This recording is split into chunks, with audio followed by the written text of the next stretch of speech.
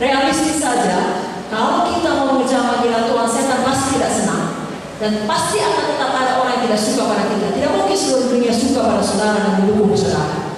Akan tetap ada yang memusuhi, bahkan berusaha menghancurkan. Namun kita tidak bisa membiarkan mereka menghentikan kita menyelesaikan panggilan Tuhan. Saudara bisa baca Mazmur 18 ayat 1 sampai akhir. Tapi jika saya membaca beberapa ayat dari ayat 6 sampai ayat 10, Tuhan di pihakku. Siapa di pihak saudara? Aku tidak akan takut. Katakan aku tidak akan takut. Lebih kuat lagi, Tuhan di pihakku. Aku tidak akan takut. Sambil angkat tangan saudara, sekali katakan Yesus di pihakku. Aku tidak akan takut. Amin. Baik, saya bacakan terus. Apa yang dapat dilakukan manusia terhadap aku? Tuhan di pihakku menolong aku. Aku akan memandang rendah mereka yang membenci aku. Lebih baik berlindung pada Tuhan daripada percaya pada manusia. Lebih baik berlindung pada Tuhan daripada percaya pada para bangsawan. Segala bangsa memilih aku demi nama Tuhan. Sesungguhnya aku pukul mereka mundur. Inilah yang perlu kita lakukan. Maju terus, selesaikan panggilan Tuhan. Raksasa bisa datang di dalam nama Yesus, saudara pukul mereka mundur. Nah, saudara tidak fokus kepada hal itu. Saudara fokus pada upah yang kekal menanti saudara. Hidup di dunia ini sangat sementara. Seandainya saudara hidup sampai 120 tahun pun, itu masih sangat sementara dibandingkan kekekalan.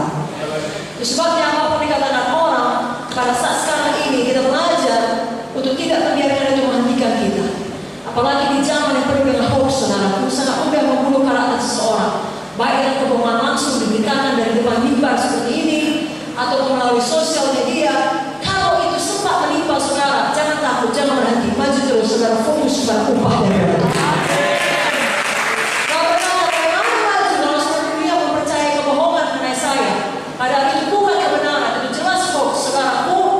Hamba-hamba Tuhan yang kita telah terlebih dahulu mengalaminya dan mereka benar. Kalau mereka ditolong Tuhan, saya dan saudara juga ditolong Tuhan. Saudara masih ingat kisah mengenai Yusuf, istri Potifar berbohong. Jadi hoax sudah ada sejak dulu, saudara. Dan dia berkata, itu Yusuf hendak berbuat jahat. Lalu semua percaya dan Yusuf dijebloskan dalam penjara. Di mata dunia Yusuf bersalah. Di mata dunia Yusuf tidak tahu untung. Sudah diangkat menjadi orang yang berkuasa oleh Potifar. Malah buat jahat sama istrinya. Yusuf layak dimasukkan penjara. Hanya dia yang tahu kebenaran. Tuhan yang tahu kebenaran. Dan tentunya istri Potifar juga. Tetapi istri Potifar berbohong. Semua percaya pada kebohongan. Namun Tuhan kita Tuhan yang adil. Sebabnya saya dan saudara juga harus belajar fokus kepada upah yang kekal. Tuhan kita tidak pernah meninggalkan kita.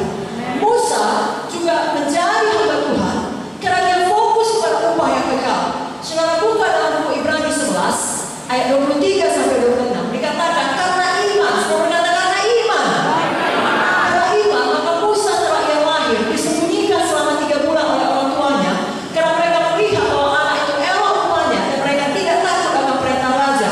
Karena iman maka Musa telah dewasa menolak disebut anak putri Firaun. Musa menolak disebut anak putri Firaun. Kenapa? Ayat 25. Karena ia lebih suka menderita sengsara dalam muka Allah daripada untuk sementara menikmati kesenangan dari dosa. Ia menganggap penghinaan akhirah Kristus sebagai kekayaan lebih besar daripada semua harta Mesir. Kenapa? Pandangannya dia arahkan kepada upah.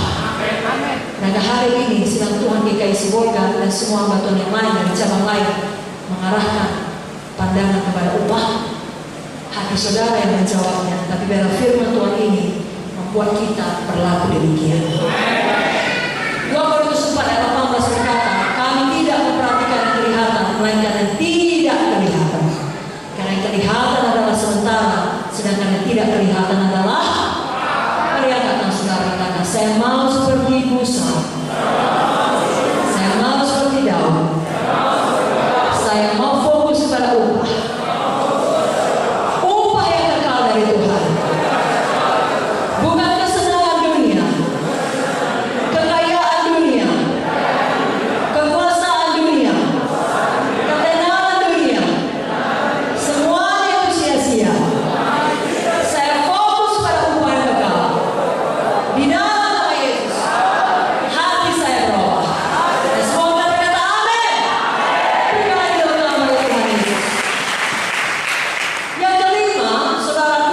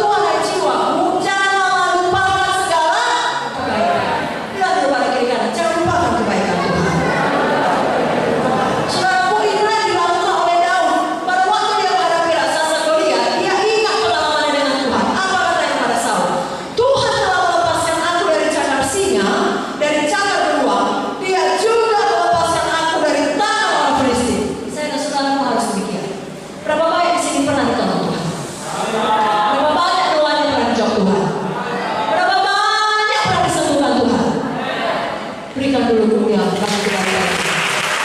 Itu sebabnya ke depannya terus ingat itu saudara. Ya, Ibu Munte selalu mengingatkan kami bagaimana Tuhan melepaskan kami berulang kali, melepaskan kami daripada maut, saudaraku. Yang paling ekstrim adalah ketika ada orang yang tinggal dengan sepeda motor, nah, kemudian menembak supir kami, lalu pergi ke depan mobil, hendak menembak Pak Munte. Nah, Roh Kudus yang ada di dalam, Pak Munte dan Ibu Munte, kami juga dari mobil pada waktu itu langsung berkata, dalam Yesus tidak bisa menembak kami. Tahu saudara, kalau dalam situasi seperti itu, manusia mana pun tidak dapat menolong, hanya Tuhan dapat menolong. Sama halnya ketika bom diletakkan depan rumah, dan setelah diteliti, ternyata isinya banyak paku, seperti bom tadi di Medan, saudaraku, dan dikatakan sebenarnya tergolong high explosive, tapi ternyata tidak meledak pada waktu dilemparkan pesawat. Itu pun tangan Tuhan yang menyelamatkan. Saudara yang kasih, bukan hanya kami yang ditolong, saudara sendiri pun tadi sudah bersaksi mengatakan tangan Tuhan itu banyak menolong saudara. Yesus